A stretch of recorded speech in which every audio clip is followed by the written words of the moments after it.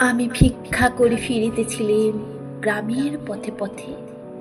তুমি তখন চলেছিলে তোমার স্বর্ণ রথে। অপূর্ব এক স্বপ্ন সম লাগতেছিল চক্ষে মম।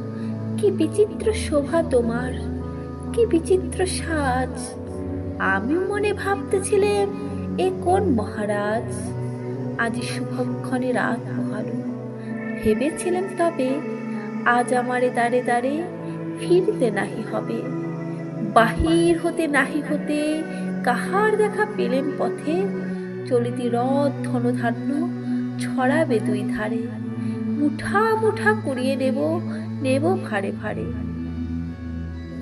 দেখি সহসা রথ থেমে গেল আমার কাছে এসে। আমার মুখপানে চেয়ে নামলে তুমি হেসে। দেখে মুখের প্রসন্নতা জুড়িয়ে গেল সকল ব্যথা।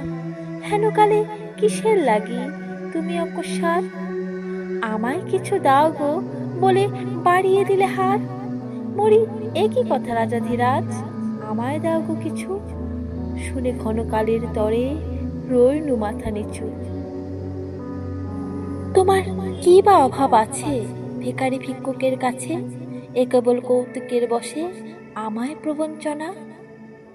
ঝুলি হতে দিলেন তুলে একটি ছোট কণা।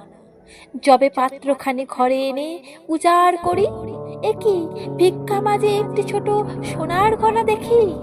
দিলেম যা রাজ ভিখারিরে, স্বর্ণ হয়ে এলো ফিরে। তখন কাঁদি চোখের জলে দুটি নয়ন ভরে।